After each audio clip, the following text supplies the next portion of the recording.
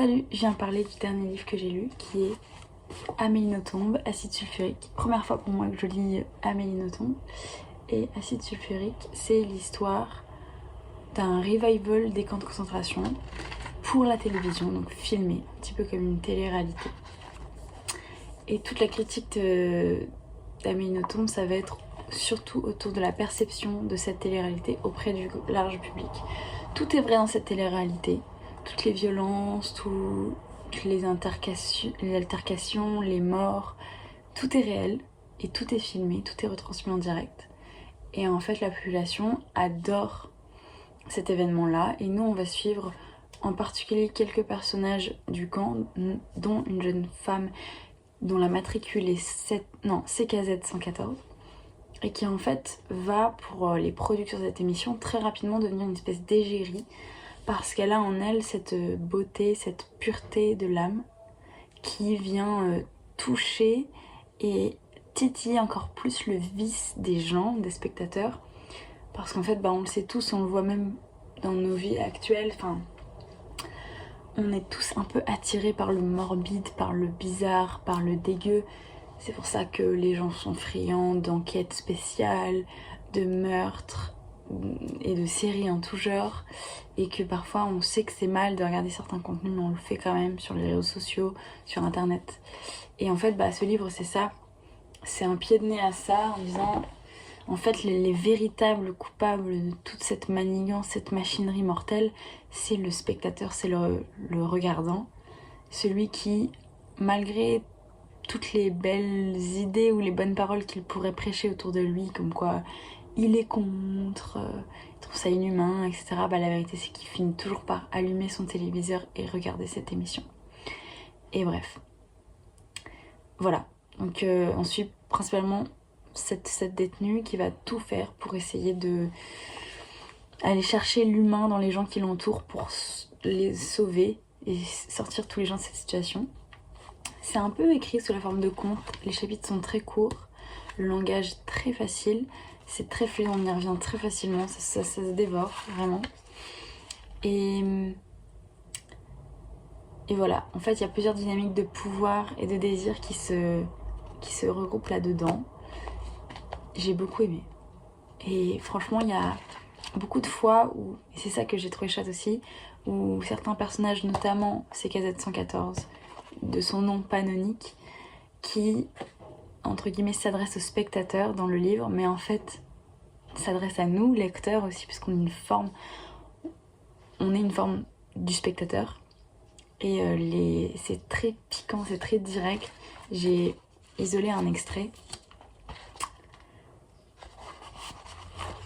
La partie héroïque de son être lui ordonna pourtant d'y croire, au contraire, et d'en profiter très vite. Sans plus attendre, la jeune fille dirigea son visage vers la caméra, Sans plus attendre, la jeune fille dirigea son visage vers la caméra supposée et clama haut et fort « Spectateurs, éteignez vos télévisions. Les pitres... »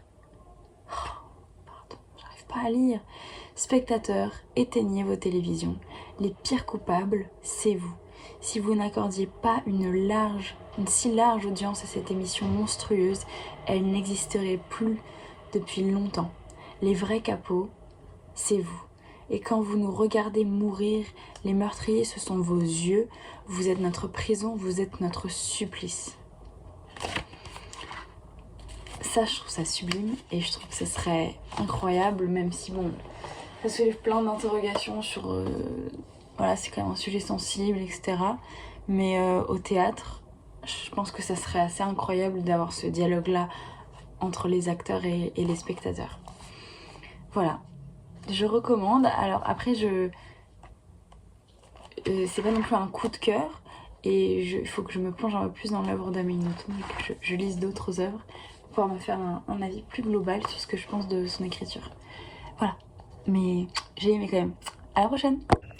Hello, je viens vous parler d'un livre que je n'ai pas en ma possession car je l'ai perdu. Quelle drôle d'idée.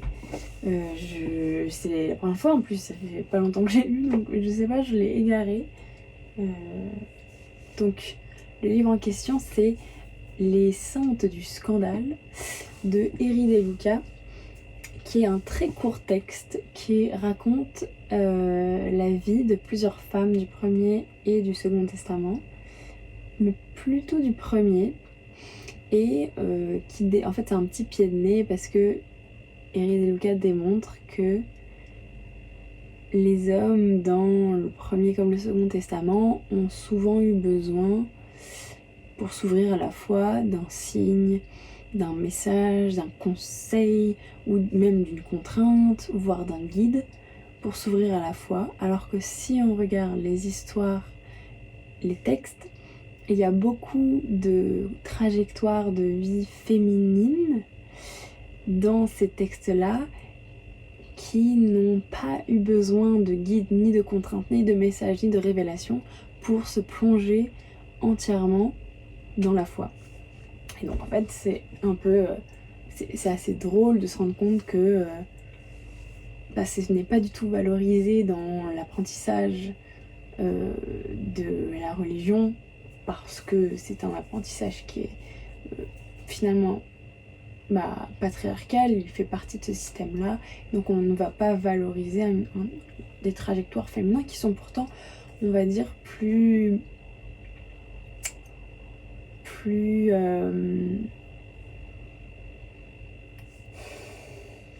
comment dire ça, plus sacrificielles que certains hommes qui ont eu besoin de messages, de révélations, etc. pour arriver à suivre la foi, enfin avoir la foi et à suivre le prophète. Voilà, donc c'était très intéressant, et notamment ça m'a intéressée parce qu'il y avait le personnage de mon prénom et issu, donc une fameuse Naom, donc qui est devenue Noémie. Et donc c'est intéressant de voir l'histoire de cette femme et pourquoi, exactement quel était son rôle dans cette grande histoire. Donc voilà, très intéressant, très court, je l'ai vraiment lu, bon après j'avais 5 heures de train, voilà, je l'ai lu en 2 heures je pense, même pas, c'est très court. Et c'est très intéressant, et je trouve que c'est un joli pied de nez, quoi. C'est un peu, ça remet un peu la place de ces saintes en fait, et juste de ces femmes dans les textes sacrés qui ont autant de courage et de conviction que certains hommes, et voilà. Donc c'était très chouette, mais voilà, c'est assez satirique comme texte, ça n'a pas vocation à redistribuer les cartes de je ne sais quel apprentissage, religion, légitimité ou quoi que ce soit, mais voilà, ça m'a bien plu. Et ensuite je vais enchaîner parce que les deux je les ai finis très rapidement. J'ai lu un essai, enfin c'est pas vraiment un essai, pour moi c'est plus un pamphlet. Moi les hommes je les déteste, de Pauline Armange. Alors bien sûr le titre est très évocateur, mais justement c'est globalement un pamphlet sur l'importance d'une forme de misandrie face au comportement masculiniste, etc. Et comme quoi la misandrie n'est pas l'équivalent de la misogynie, mais quelque chose de bien plus exalté, bien plus pertinent et bien plus lié à une lutte politique politique de libération d'une partie de la population que la misogynie, qui est l'inverse. Et voilà. Donc c'est très intéressant. Si vous êtes très chaud en féminisme, ça va pas révolutionner votre vie, globalement, mais je trouve que c'est un petit pamphlet assez revigorant et qui est intéressant à mettre entre toutes les mains, notamment des plus jeunes en vrai. Parce que, encore une fois, l'idée n'est pas de détester les hommes, mais de se rendre compte que la vraie libération, c'est d'aimer les femmes. Voilà. Pas amoureusement forcément, mais juste d'aimer en tant que femme, d'aimer profondément les femmes. Voilà. Donc c'est chouette.